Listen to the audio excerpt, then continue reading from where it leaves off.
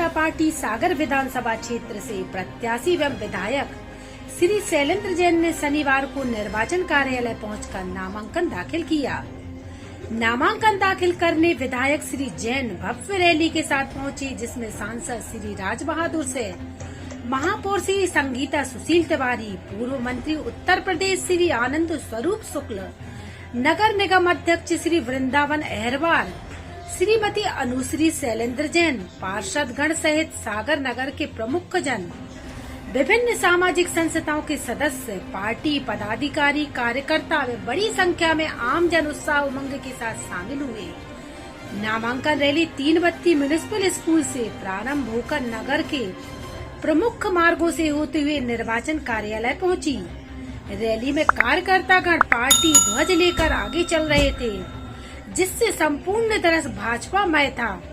वहीं कार्यकर्ता एवं क्षेत्रवासी सागर में क्या खिलेगा, कमल खिलेगा, कमल खिलेगा के नारों से क्षेत्र को गुंजायमान कर रहे थे। भव्य नामांकन रैली का क्षेत्रवासियों द्वारा जगह जगह द्वार द्वार श्री जैन का साल, श्री, फल फूल, माला, पुष्प वर्षा एवं आतिशबाजी कर स्वागत किया। सागर नगर के सभी सामाजिक वर्गों से गणमान्य जन उपस्थित रहे। नामांकन रैली में मातृशक्ति की अभूतपूर्व उपस्थित देखी गई। नामांकन रैली का समापन स्वीडिश मिशन स्कूल के प्रांगण में हुआ है। भाई साहब, सबसे पहले तो आपको बहुत बहुत बधाई। और ये पूछना चाहेंगे कि आज आपने नामांकन भरा है, जो बॉडी लैंग्वेज है वो आपकी बहुत कुछ कह रही है। पंकज जी, सबसे पहले तो मैं आपका धन्यवाद करता हूँ।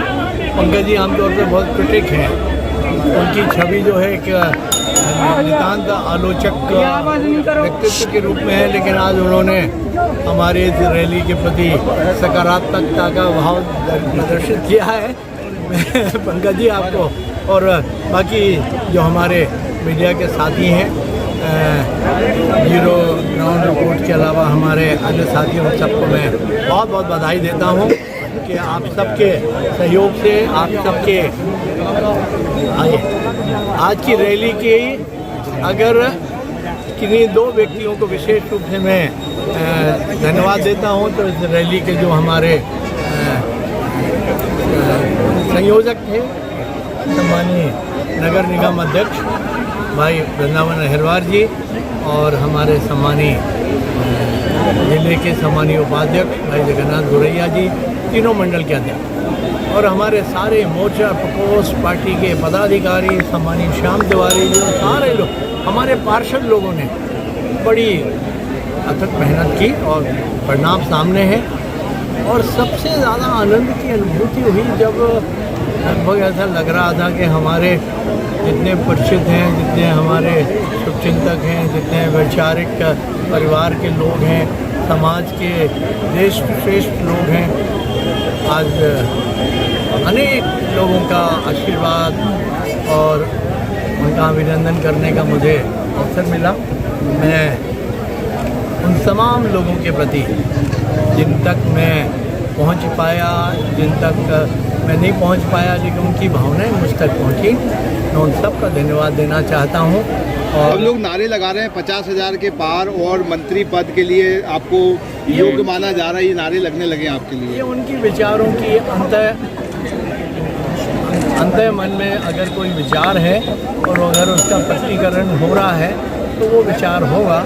मैं भविष्य वक्ता नहीं हूँ, इसलिए मैं कोई जीतूँगा, कितने मतों से जीतूँगा, ये विषय मैं जनरली इससे दूर रहता हूँ।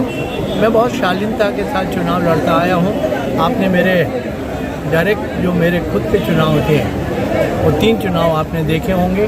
कभी आपने मेरे मुंह से हमारे प्रतिद्वंदी के विषय में एक आरोप नहीं सुना होगा। मैं नामांकन जमा कर दिया है, तो किन मुद्दों को लेकर जनता के बीच जाएंगे आप? देखिए, मुद्दे वही हैं जो जिस दिशा में हमने विकास के पथ पे हम लोग आगे बढ़ रहे हैं, उसको और भी आगे बढ़ाने का काम हमें करना है। हमने कुछ काम सागर की जनता तक डिलीवर किए हैं, लोगों ने उसका आनंद लेना, सुविधाओं का जो विस्तार हुआ है उनका आनंद लेना शुरू कर दिया है। लेकिन अभी बहुत सारे काम हमारे अपूर्ण हैं, उन सारे अपूर्ण कार्यों को पूर्ण कराना ये हमारी जिम्मेदारी है। और इसके अलावा अभी हमारी स्मार्ट सिटी का फेज़ 2 आना बाकी है। इस कालखंड में जब वो फेज़ 2 आएगा तो जो बाकी के रिमेनिंग वर्क हैं वो सारे तमाम कार्य सागर की जनता के सहयोग से उन तमाम कार्यों को हमें पूर्ण कराना है। सागर के लोगों का जो सपना है, मेरा सपना है, आपका सपना है कि सागर महानगर बने, तो मध्य प्रदेश के जो टॉप 5 शहर हैं, सागर में क्या चलेगा? इंदौर है, भोपाल है, जबलपुर है, ग्वालियर है, उसमें 5वां नंबर सागर का। क्योंकि स्मार्ट सिटी के कामों की परफॉर्मेंस को अगर हम देखें तो सागर वास्तव में इंदौर और भोपाल को टक्कर दे रहा है। हम बहुत सारे मामलों में ग्वालियर से आगे हैं, हम बहुत सारे मामलों में उज्जैन से आगे हैं।